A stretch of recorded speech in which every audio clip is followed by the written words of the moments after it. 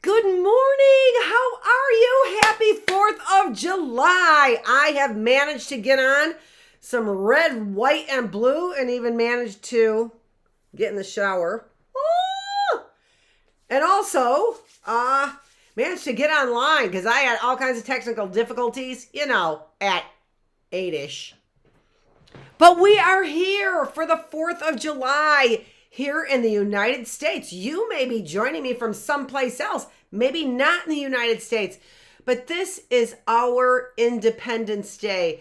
And we are celebrating here in the classroom all day long. In fact, I should be outside. And so there's a couple maneuvers I have to make, right, to get the book. Oh, and I forgot my beautiful flowers over here, but we're going to move it outside. So give me a second. We are reading about Old Glory. Do you know what Old Glory is? Do we even talk about it anymore at all? What is even Old Glory? Do you know? I'm going to be right back. But I think we're moving it outside. All right. Give me a second. I'm back, and now look at there my purse. Doesn't match the red, white, and blue decor, but this kind of does, right? I had to get something to sit on because it's still wet and dewy out here. Oh my gosh, what a gorgeous morning. I'm gonna pick this up for a minute. And did you figure out what Old Glory is? Did you get your phones out and look? Let's read about it. What is Old Glory? Oh, for Pete's sake. Come on. There we go. Okay. But let's listen to the birds in the morning. There's just nothing at all like getting up. I know. I realize I'm blessed. But you know what else? I mean, you have to make the most of your blessings. You have to make the most of your blessings. Look at what I did for you. So, just to tell you, on our plant day, right? On our plant day, let me keep this up there because it's cool.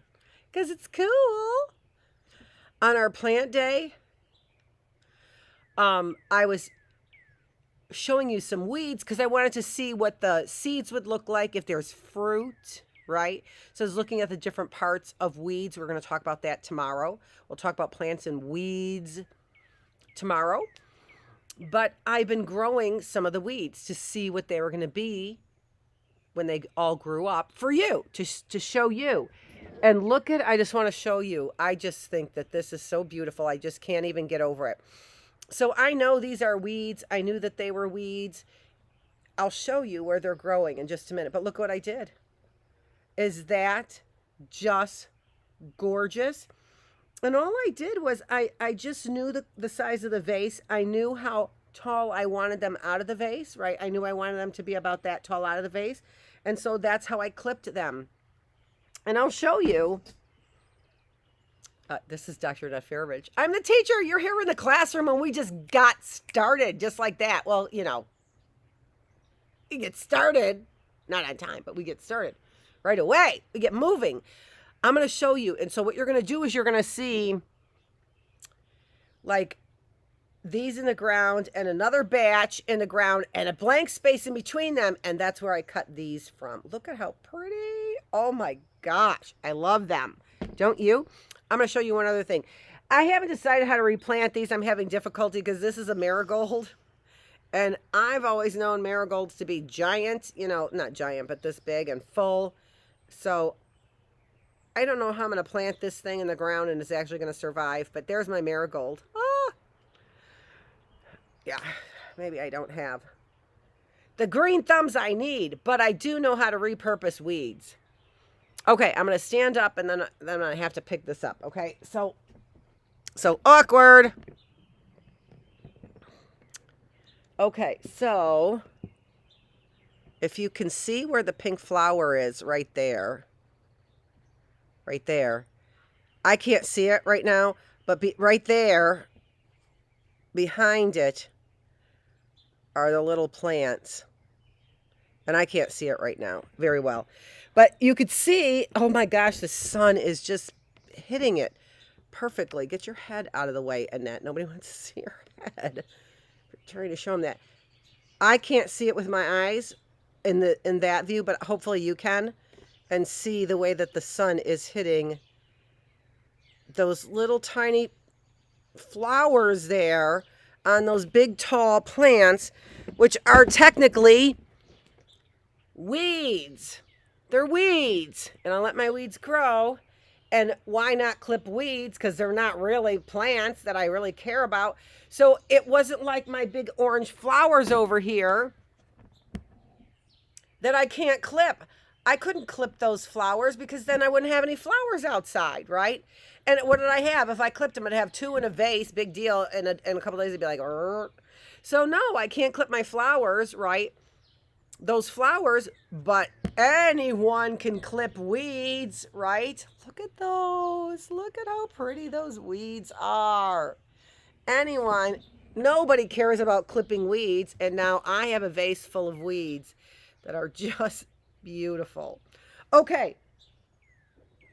We are reading from our Cornerstone of Freedom book, which is, this story is the story of Old Glory. I'm a little bit disappointed right away. When I opened it up, I was disappointed because what is wrong with this picture? Oh my gosh. Colonial times with 50 states on the flag.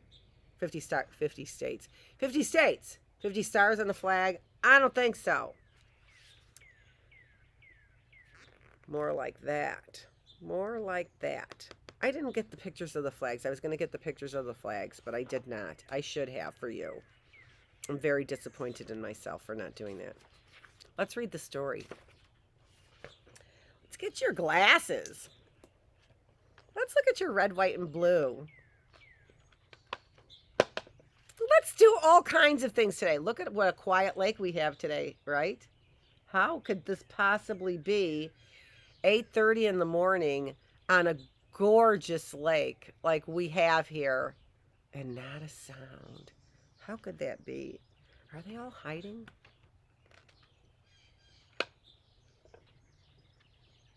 Joanne, your hair looked great yesterday. Wow, are you looking good since Steve passed, right?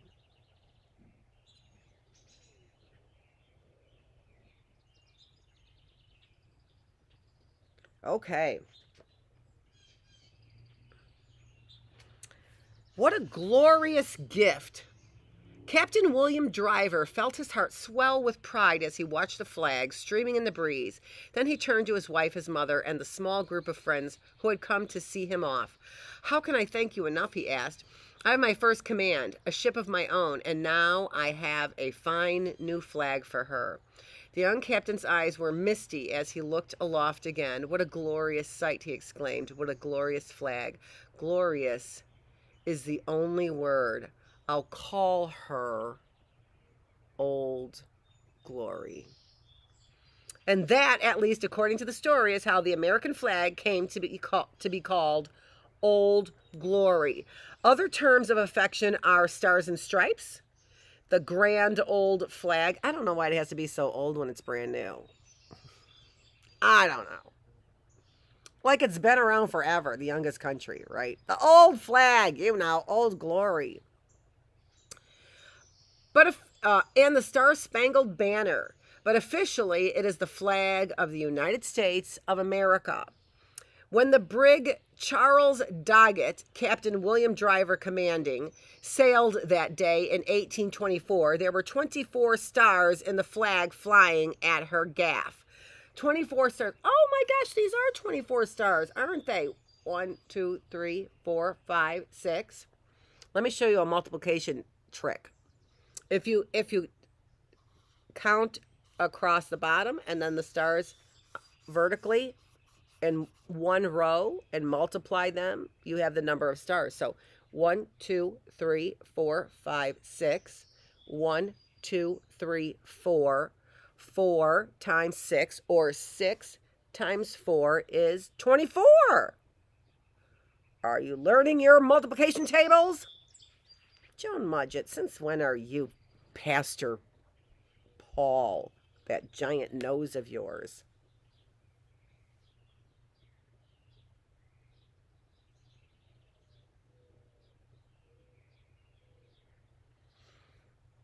Charles Doggett. Charles Doggett is the name of the ship, in case you didn't catch that, okay? So that. When Captain Driver retired from the sea in 1837, there were 26 stars in the nation's flag. By 1922, when the Driver family presented the original Old Glory to the Smithsonian Institution, the flag of the United States of America contained 48 stars. Today, there are 50 stars in the flag we hail so proudly. Created in the midst of revolution, our Revolutionary War, how we got our independence, what we're celebrating today in the middle of a revolution. We are going to become a new union, a new country, a new United States of America. Today, there are created in the midst of revolution nearly 200 years ago, and over 200 years ago now, clearly 250 years ago. It has grown with the nation it symbolizes, almost. When John Cabot discovered the North American continent in 1497, he carried an English flag, which had the red cross of St. George on a white field. Oh, there we go, right there. Right there. English settlers landing at Jamestown in 1607 probably flew both this flag and the British Union Jack. This is the British Union Jack flag. The Union Jack combined the red cross of St. George, which represented England. This is interesting to know, right? Because then you also have an idea when you have the flag, and even if you know your family's crest, right? It tells you something about your heritage. It's the same thing with the flags. So I was looking up in our encyclopedia that I brought out before, from Southwestern, right? 3-volume encyclopedia set. There are also state flags, beautiful pictures of all the state flags as well. And taking a look at those, you could probably get an idea of what is important in your own state as well. Or if you're not here from the United States, you're visiting outside of the United States. As I know, I have visitors, little tiny nose. Although you're here in the United States, tiny nose. How about that reference? Do you like that? It's a lot better than looking angry, isn't it? Yeah, so I think I have a lot of people watching, maybe from all over. Who even knows? But here in the United States, we are celebrating Independence Day by reading this book. We better get moving.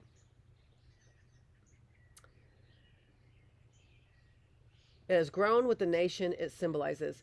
When John Cabot discovered the I already read all this, right? The Union Jack combined the red cross of St. George, which represented England, with the white cross of St. Andrew, which represented Scotland, on a field of blue. I did not know that. Did you know that?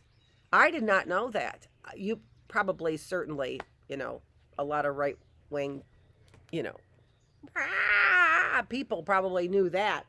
So that's so Scottish, I see. So, yes, I see. I'm more Scottish. Right, Jessica? I think that would be your dad's side. Right? So we've got our mom's side and what was her heritage, and we have our dad's side, what was his heritage as well. Interesting. In the following years, the British adopted still another flag called the Red Ensign, or Red Meteor, which had a red field of the crosses of St. George and St. Andrew and a blue canton. That's very interesting. So the blue background is what I'm assuming. They're using big words. What are these words? I don't read in advance. The first time I read them is here. So that's the reason why I don't. And if I stopped and read looked up every single word that I needed to look up, we might not ever get through this book. Look up Canton. I know Canton, Michigan, not too far. Is that the background? I don't know. During the colonial period, these two flags, the Union Jack and the Red Meteor, were familiar sights along the Atlantic seaboard. On April 19, 1775, the smoldering crisis between Great Britain and her American colonies finally burst into open war. Now the Americans needed a flag of their own. You don't need to see the purse. Just because. It's red, white, and blue day. Get that purse out of here.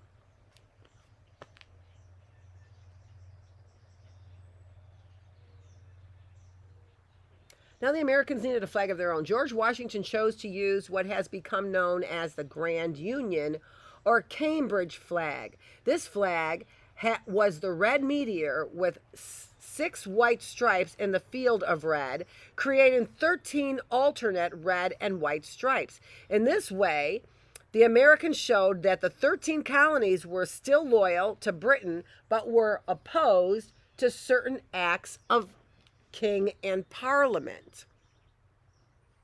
So are there 13 stripes here? 1, 2, 3, 4, 5, 6, 7, 8, 9, 10, 11, 12. I don't know. It looks like it, but it's, I don't know. I probably have to get original flag, and do they count these? And how come there's not 2 there? Probably because there's 13. I don't know how they counted those. Or are they talking about these 13 stripes here? Did that equal 13? I don't know. No, this is the red meteor. Read ahead. Hold on just a minute. Stop with your criticisms. On January 1st, 1776, the Grand Union flag was raised at Washington's headquarters at Cambridge, Massachusetts. No one knows who designed this banner, but it was the first step in the evolution of the American flag. However, after the Declaration of Independence on July 4th, 1776, I counted that yesterday, and now I don't know. What is it? 349 years ago? Is that what we decided? 347 years ago. Is that what we decided? Tomorrow we're going to figure it out in our math class, for sure. But I think that that's about right. We can figure it out, right? 1776, 1876, 1976. So there's 1876, 1976, 200. Can we just read? Dr. Feravich is having trouble counting on her fingers this morning. What is going on? I need pen and paper. I gotta figure that out. I do. So do you. You should have it figured out already. I should have had it figured out already. Ugh.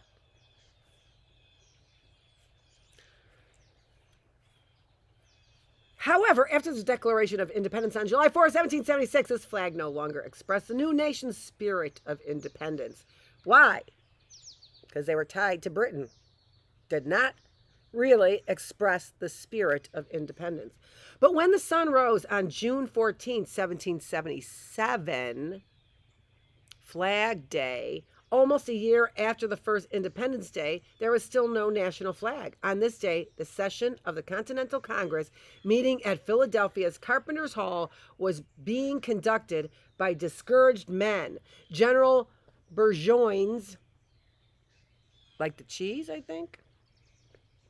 Sounds French to me. General Burgoyne's invasion from Canada was underway.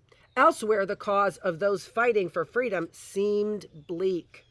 In the words of Thomas Paine, these were indeed times that try men's souls. You feel that way now? I do.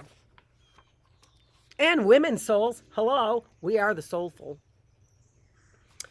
As congressional sessions go, the one of June 14th was relatively brief. Bills were ordered, paid, John Paul Jones was named commander of the Ranger, and a number of other maritime matters taken up. Maritime matters, so war matters. Military war matters, I would imagine. While discussing the maritime situation, John Adams of Massachusetts stated that the Marine Committee had requested Congress to provide the Navy with an official flag. The members of Congress nodded in agreement. They had seen Commodore S. Hopkins' fleet sail from Philadelphia, flying flags which had red and white horizontal stripes and a rattlesnake above the motto, "Don't tread on me." You've seen that recently. Lots of people who are really dividing this country are flying the flag that says, "Don't tread on me," right?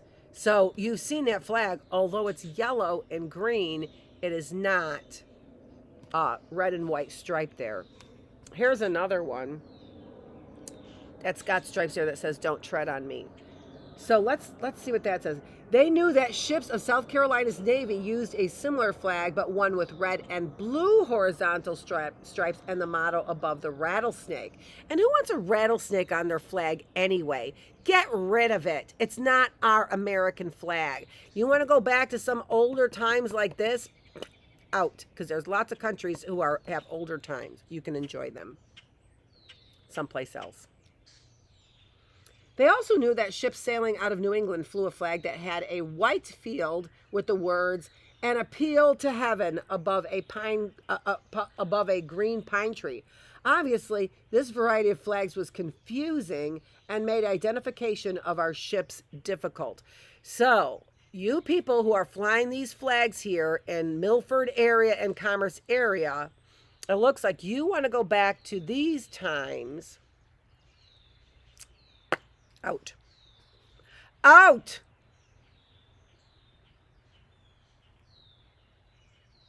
Obviously, this variety of flags was confusing and made identification of our ships difficult.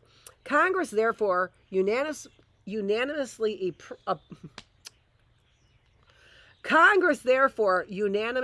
approved the motion, resolved that the flag of the United States be made of 13 stripes, alternate red and white, that the Union be 13 stars, white in a blue field, representing a new constellation. What? Leaving it up to the Navy to supply itself with this new flag, Congress went on to the consideration of other business.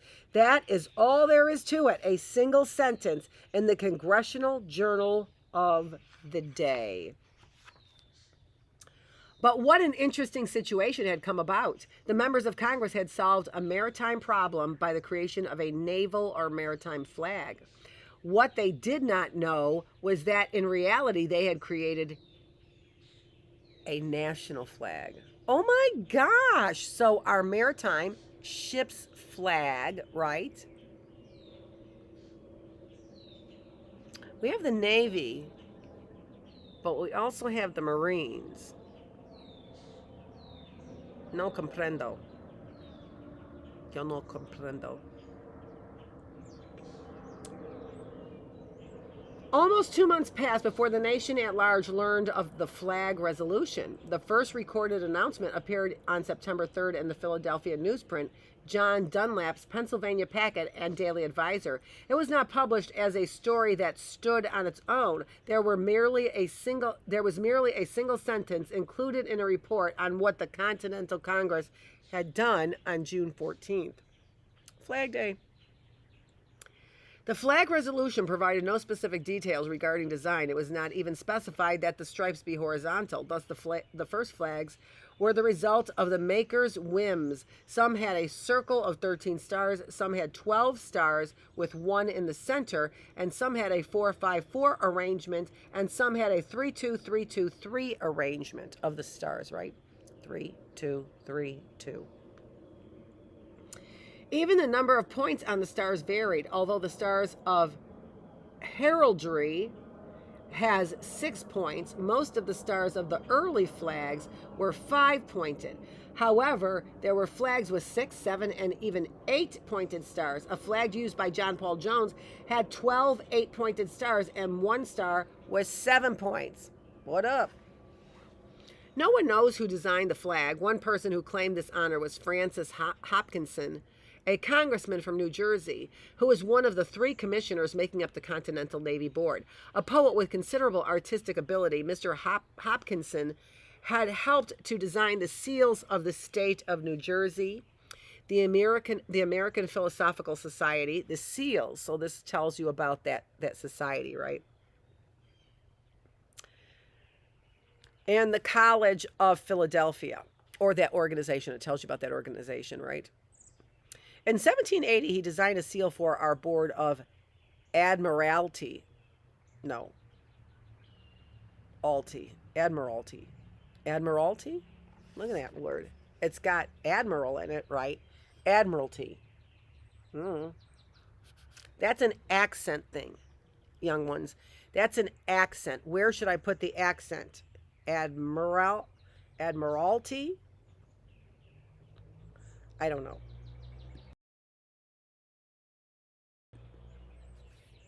In a letter stating his appreciation for having his seal accepted, Mr. Hopkinson begged recognition for other devices he had created. Among these listed were the flag of the United States of America, the Great Seals of the United States, and the Treasury Board, and work done on designing continental currency. So we had to create a lot of symbols. It seems to be a nation, right? So seals of the United States for, right? And the Treasury Board for our money. So a seal on our money. We've got seals on our money, right? And work done on designing continental currency, on designing our money. What is our money going to look like? Whose face is going to be on our money?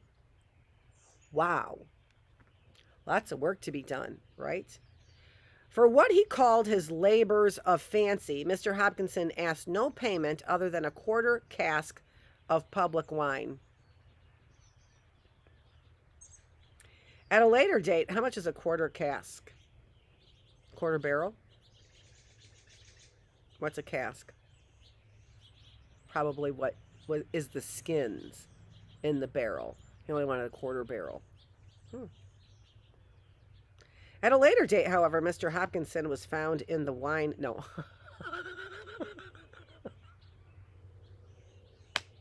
Submitted an itemized bill to Congress. For having designed the flag, he asked £9 cash or £540 in paper money. After careful consideration of the request, Congress finally stated that Mr. Hopkinson was not the only person who had worked on designs for the flag, and on August 3rd, 1781, resolved that the report relative to the fancy work of F. Hopkinson ought not to be acted upon. Oh, what? They didn't pay him? 1781. It is only natural that over the many legends should many legends should grow up around the flag. For example, it was long a popular belief that specific stars represented particular states. However satisfying this thought may be, it is not in keeping with historical fact. See? We need people to write these things down, because I thought Betsy Ross made the flag. Of all the legends, the Betsy Ross story is the most persistent and the most charming. Her grandson, William J. Canby, first told it in 1870, almost a century after the event, while reading a paper before the Pennsylvania Historical Society. His grandmother, Mr. Canby said, was a well-known Philadelphia seamstress whose first husband had been killed in an accident during January 1776. This, of course, is established fact. In June 1776, Mr. Canby went on General George Washington, financier Robert Morris, and George Ross, an uncle of Mrs. Ross's deceased husband, paid a visit to Mrs. Ross's shop. Saying they constituted a committee appointed by Congress, the gentleman asked Mrs. Ross to make a flag, of which they had a rough drawing. After stating that she had never made a flag, Mrs. Ross agreed that she would try. The stars, she said, should have 5 points, not 6, in the sketch. Using her scissors and a piece of folded paper, she quickly demonstrated the ease with which a 5-pointed star could be cut. After suggesting a number of other minor changes accepted by the committee, she went about making what legend has it, was the first flag. Sounds actually feasible to me, everything she's saying. What, some guy wants to take credit? Or what, the government doesn't want to pay somebody? What's going on over here? Because that sounds like a pretty good story to me. And obviously some of it's credible. And obviously a woman would know how to easily cut out a star and suggest 5 stars to make it easier for the flag. That's just like, sounds like Betsy Ross made the flag and nobody wants to give her real credit. Which then makes me wonder about this author a little bit. But not because of the flags in the beginning. I was wondering about that. Remember I said that? I was disappointed. But no, I'm not. There were 24 flags on that, stars on that flag. So that was appropriate. Mr. Canby's paper was never published and no longer exists. While General Washington was in Philadelphia from May 22nd to June 5th, 1776, the Declaration of Independence had not yet been proclaimed, and until the step was taken, there was no reason to replace the Union flag with a new banner. Furthermore, there is a record of the committees appointed by the Continental Congress, their names, their functions, and their membership. No committee on the flag existed. Well, if a woman decided to make the flag, they certainly wouldn't have had a committee. Listen, Mr. Mayor, Albert I. Mayor, all these names here, too, are suspect. I. Mayor, not you, Mayor, I. Mayor. Albert, really? Albert? Is that Albert? Who is afraid of white things, right?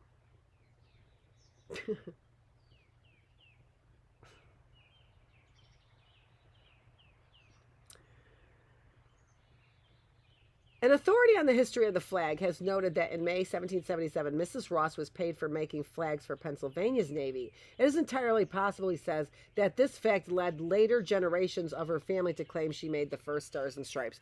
Or maybe later people to say that she didn't when she actually did. It was for Philadelphia. Hello. Liberty Bell.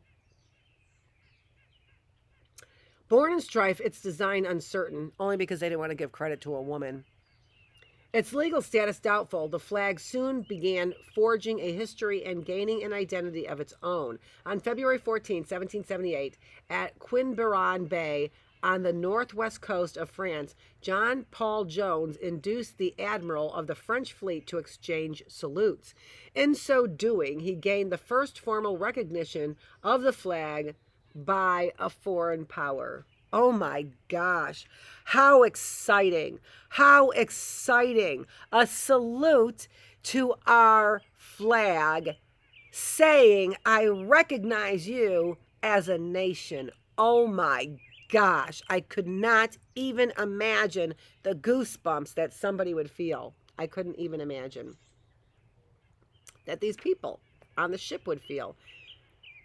2 months later, Jones sailed from Brest for a raid upon the English coast. On April 24th, after an hour-long battle, he defeated the British sloop Drake. The surrender of the Drake saw the American stars float for the first time over a beaten foe. Oh my gosh. Oh my gosh. The first time the flag flew over a beaten British ship named Drake. What?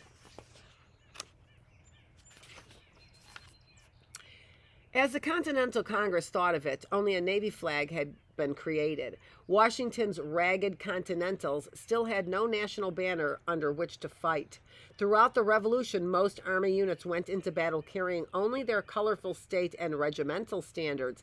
In fact, more than 100 years would pass before all units of the Army would be authorized to carry the national flag. Would they want to carry that snake flag?